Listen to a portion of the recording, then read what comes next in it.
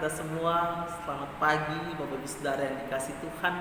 Kita bersyukur pada pagi hari ini kita kembali lagi berjumpa dalam program Morning Call Departemen Pelkes GPIB. Kali ini bersama saya Pendeta Rio Andre Kolinuk, Pendeta Jemaat GPIB Jemaat Immanuel Lampung, dan saya melayani di dua pos pelayanan Wonosobo dan pos pelayanan Batu Rumput. Dan sebelum kita membaca merenungkan firman Tuhan pada saat ini, marilah kita bersatu hati, kita berdoa, kita minta bimbingan Roh Kudus. Kita berdoa. Bapa yang bertata dalam kerajaan surga, kami mengucap syukur untuk nafas kehidupan, bahkan kesehatan yang masih Tuhan anugerahkan bagi kami sampai pada saat ini. Saat ini sebelum kami memulai segala aktivitas kami, rencana kami, kegiatan kami, janji-janji yang sudah kami buat, bahkan pelayanan kami di sepanjang hari ini, sebelumnya itu Bapa, kami mau duduk diam di hadirat-Mu yang kudus. Kami mau untuk membaca, merenungkan firman-Mu yang akan menguatkan kami untuk menjalani segala kegiatan kami sepanjang hari ini. Untuk itu kami mohon berikanlah kami Roh Kudus-Mu, agar firman-Mu yang kami baca, kami dimampukan untuk memahami, dan kami juga dimampukan untuk dapat melakukannya dalam hidup kami hari lepas hari. Bersabdalah bagi kami Bapa, karena pada saat ini kami telah siap mendengar firman-Mu. Amin. Bapak Saudara yang dikasih Tuhan, bacaan Alkitab kita pada saat ini terambil dari Perjanjian Lama, dari kitab Kejadian pasal 31 ayat 43 hingga ayatnya yang ke-50. Kejadian pasal 31 ayat 43 hingga ayatnya yang ke-50. Demikian firman Tuhan. Lalu Laban menjawab Yakub, "Perempuan-perempuan ini anakku, dan anak-anak lelaki ini cucuku, dan ternak ini ternakku. Bahkan segala yang kau lihat di sini adalah milikku. Jadi apakah yang dapat kuperbuat sekarang kepada anak-anakku ini, atau kepada anak-anak yang dilahirkan mereka? Maka sekarang marilah kita mengikat perjanjian, aku dan engkau, supaya itu menjadi kesaksian antara aku dan engkau." Kemudian Yakub mengambil sebuah batu dan didirikannya menjadi tugu. Selanjutnya berkatalah Yakub kepada sanak saudaranya, "Kumpulkanlah batu." Maka mereka mengambil batu dan membuat timbunan. Lalu makanlah mereka di sana di dekat timbunan itu. Laban menamai timbunan batu itu Yegar Sahaduta, tetapi Yakub menamainya Galet. Lalu kata Laban, "Timbunan batu inilah pada hari ini menjadi kesaksian antara aku dan engkau." Itulah sebabnya timbunan itu dinamainya Galet dan juga Mispa, sebab katanya, "Tuhan kiranya berjaga-jaga antara aku dan engkau apabila kita berjauhan.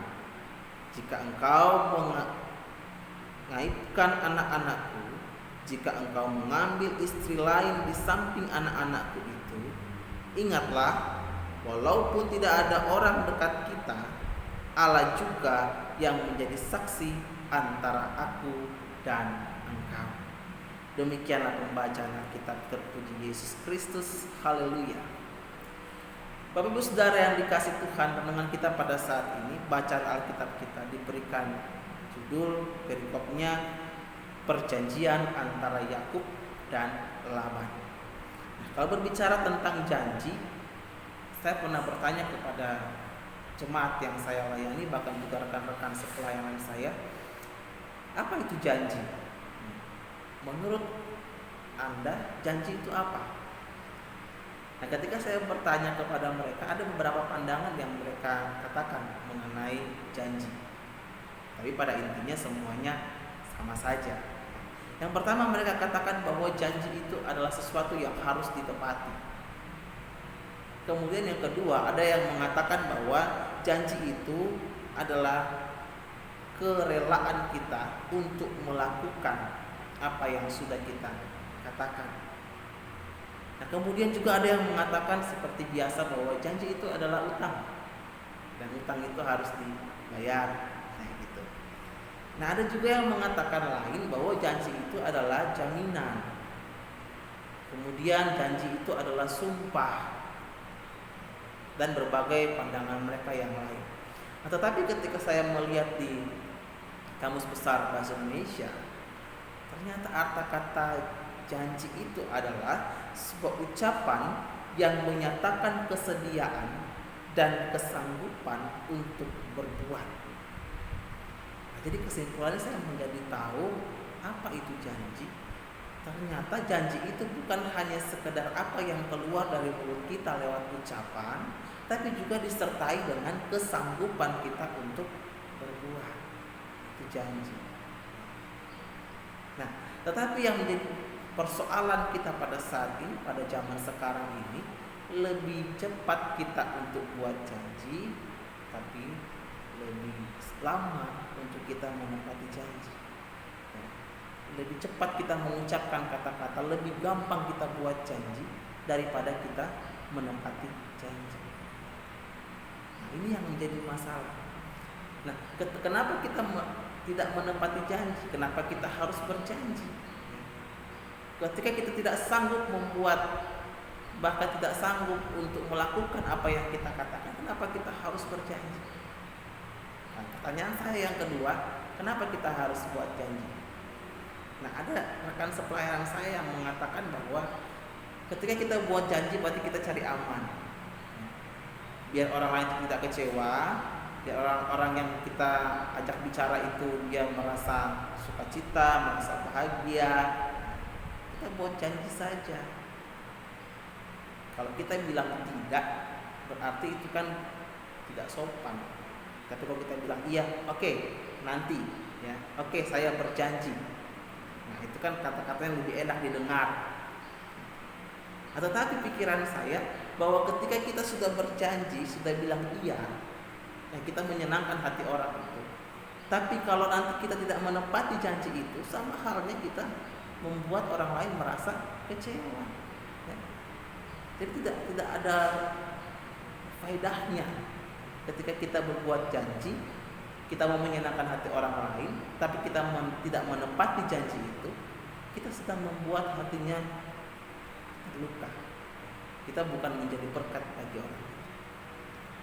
Apalagi saya sebagai seorang pelayan, saya sebagai seorang hamba, saya selalu berusaha, Bapak Saudara, ketika apa yang saya katakan itu juga yang saya lakukan. Dan ketika saya berbuat janji dengan jemaat, membuat janji dengan rekan sepelayanan, saya berusaha sedapat-dapatnya, sebisa-bisanya saya harus bertanggung jawab dengan apa yang saya katakan. Saya ambil contoh, ketika kita sudah mulai sibuk dengan berbagai pelayanan, kita sudah mulai sibuk dengan berbagai aktivitas kita, mempersiapkan bahan persiapan dan lain sebagainya.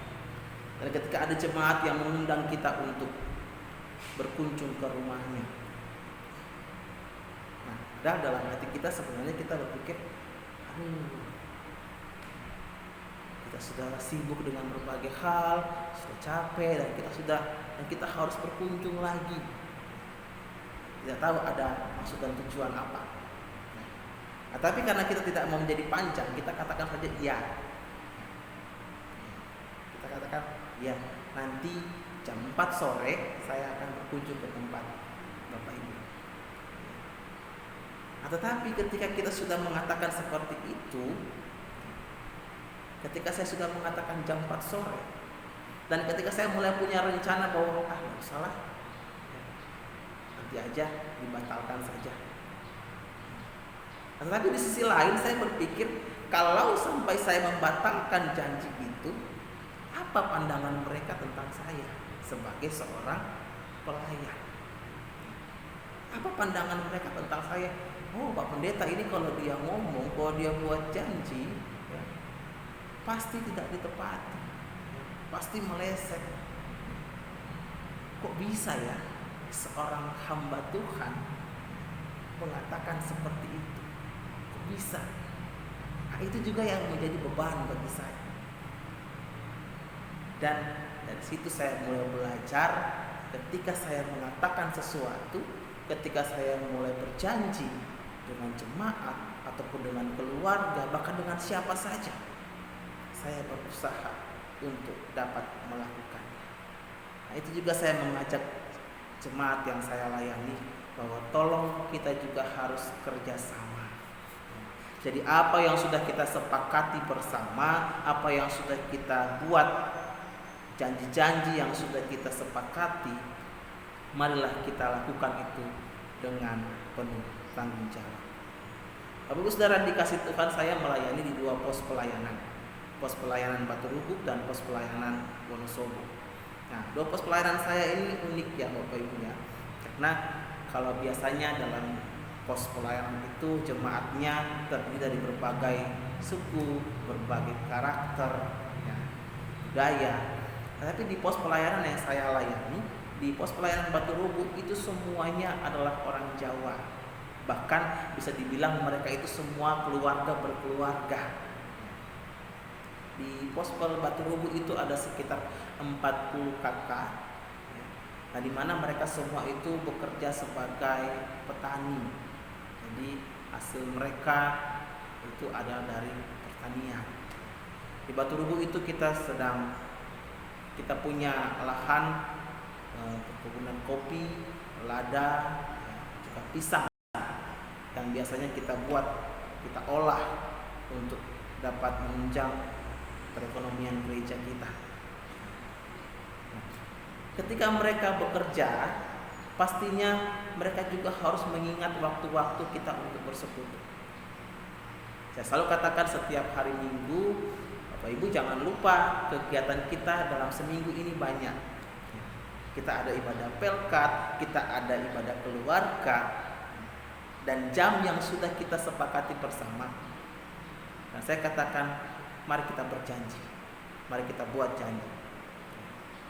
Kita janji bahwa kita akan tetap hadir, walaupun kita sudah sangat sibuk, kita sudah sangat capek.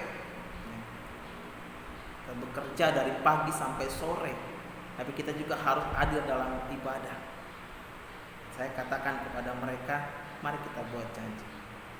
Saya berjanji akan terus mendampingi Bapak Ibu dalam setiap pelayanan. Karena semua kegiatan pelayanan, ketika saya ada dalam satu pos pelayanan, semua saya layani. Dan kegiatan apapun, mulai dari pelkat PA sampai dengan PKB, karena di pos pelayanan saya tidak ada pelkat PKLU, hanya sampai PKB. Jadi semua pelkat itu saya layani. Tetapi saya meminta juga kita sama-sama, kita saling interaksi. Saya berjanji untuk saya tetap ada dan tetap melayani di semua kegiatan ibadah. Dan saya juga minta Bapak Ibu juga dan anak-anak hadir dalam kegiatan ibadah yang sudah kita sepakati bersama. Dan ternyata Bapak Ibu Saudara dikasih Tuhan, mereka hadir, ya, mereka ada dan mereka menepati janjinya. Kan ketika sebelum mulai ibadah kita mulai jam 7 malam, mereka masih sore, masih jam 6 sore, masih setengah 7 mereka sudah datang ke tempat ibadah. Luar biasa. Jadi mereka memegang komitmen. Jadi apa yang sudah kita sepakati bersama, itu juga mereka lakukan. Dan kita juga punya kegiatan ibadah Sabtu subuh.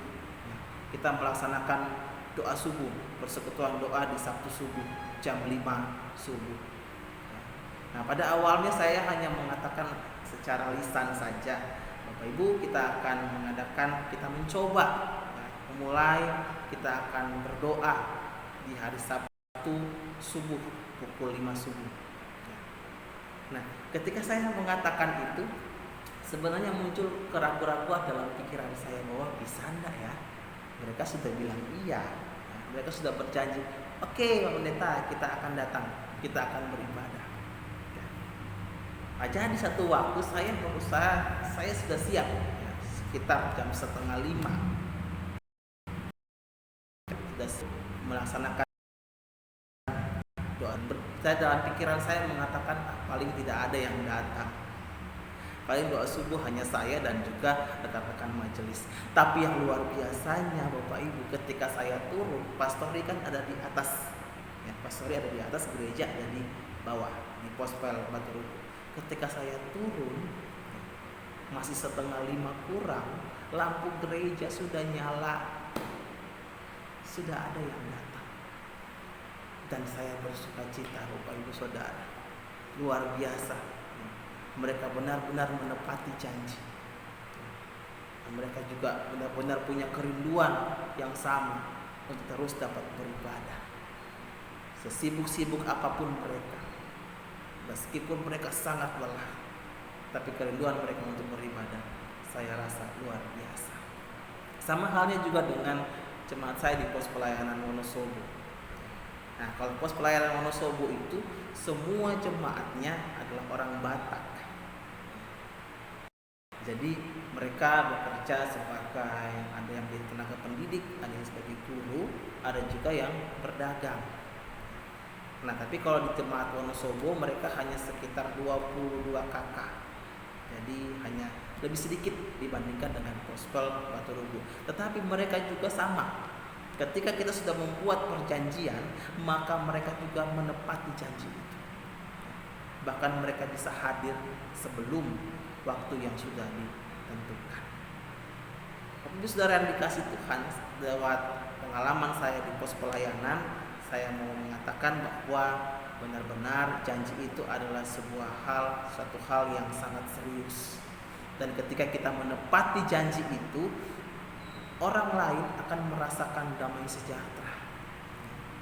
Sama seperti yang saya rasakan ketika jemaat saya menghargai kesepakatan yang sudah kita buat, maka saya merasakan sukacita yang luar biasa. Saya merasakan bahwa mereka mendukung segala program, segala apa yang saya lakukan di pos pelayanan ini bagi mereka. Dan ketika saya juga menepati janji saya untuk terus melayani, bahkan saya berkunjung ke rumah jemaat, nah, mungkin juga mereka merasakan luar biasa. Mereka merasakan sukacita. Oh, puji Tuhan. Bapak Pendeta biar meskipun dia sangat sibuk, dia banyak sekali aktivitas, banyak sekali persiapan-persiapan, tapi dia masih menyempatkan waktunya untuk dapat berkunjung, untuk dapat sharing bersama. Mereka merasakan damai sejahtera dan sukacita. Jadi keuntungan menepati janji, saudara yang dikasih Tuhan, kita akan merasakan kebahagiaan yang luar biasa. Namun yang menarik yang kita baca pada bacaan kita pada saat ini, ketika perjanjian antara Yakub dan juga Laban, ya, ini adalah perjanjian antara orang tua dan juga anaknya, anak menantunya. Laban mengatakan bahwa ini anak-anakku, ini cucu-cucuku, ini kekayaanku, ini hartaku, ini semua yang kumiliki. Maka sekarang apa yang dapat perbuat dengan ini? Akan memberikan kepercayaan ini yang apa yang kumiliki kepadamu, tapi kita harus buat perjanjian. Ya. Perjanjiannya seperti tadi sudah kita baca bahwa mereka mengambil batu dan membuat menjadi tugu. Nah, itu menjadi tanda perjanjian mereka.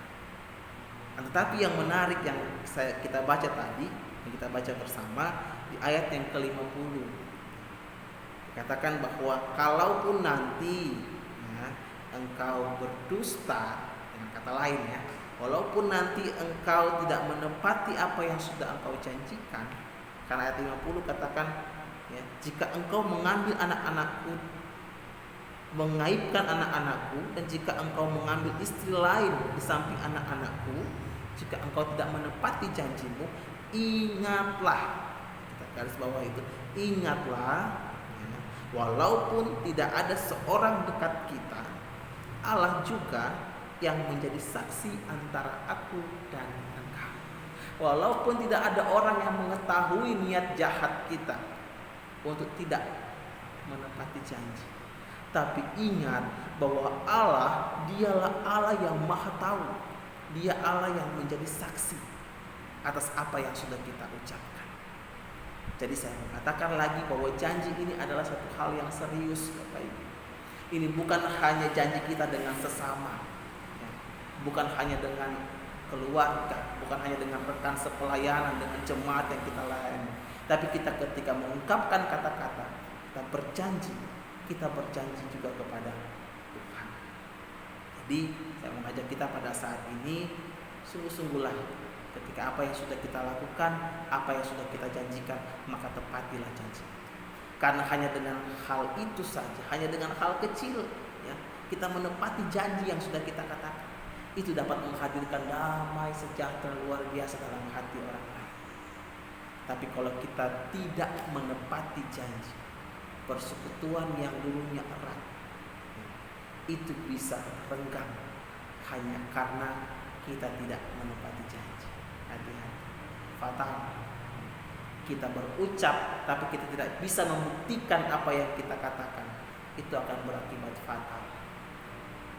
Marilah kita bertanggung jawab apa yang sudah kita katakan, apa yang sudah kita ucapkan.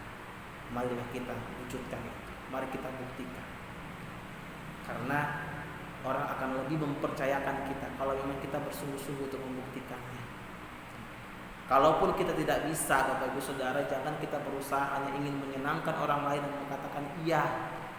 Sama saja kita membohongi.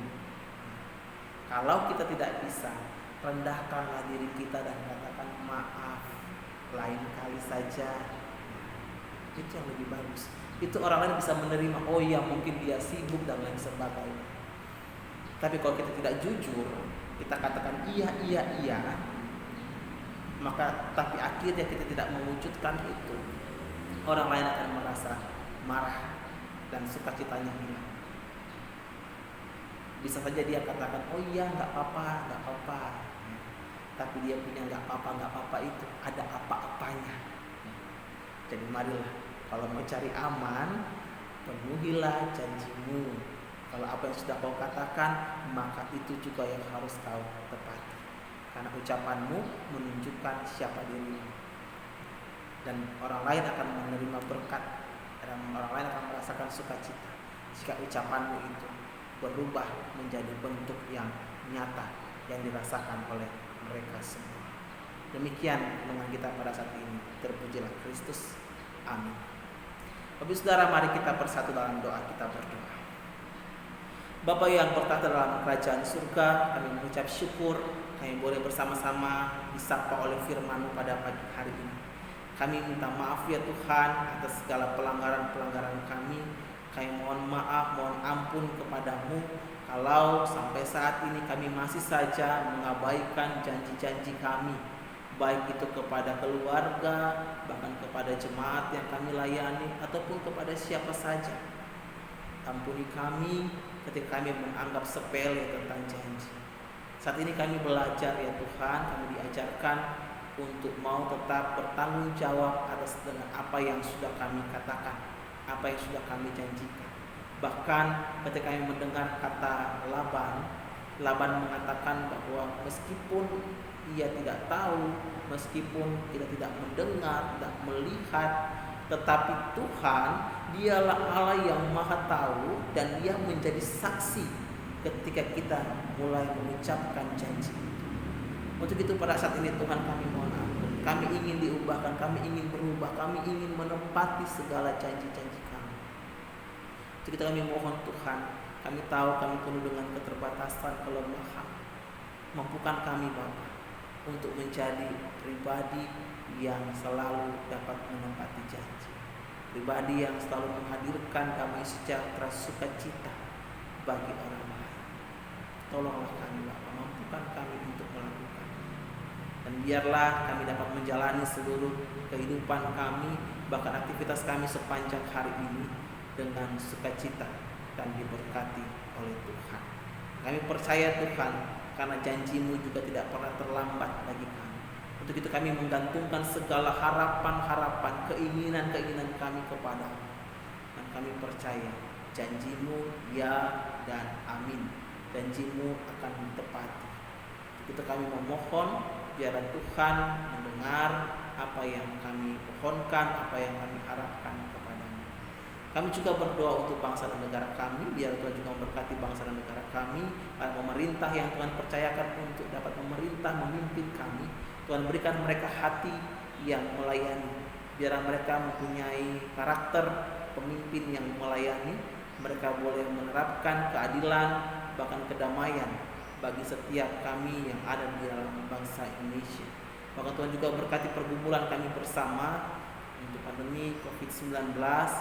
Tahu apa yang sudah kami alami pada saat ini, bahkan usaha-usaha yang terus dilakukan oleh tenaga kesehatan, medis, dokter, suster, perawat, dan juga semua yang terlibat di dalamnya. Biar Tuhan berkati itu semua.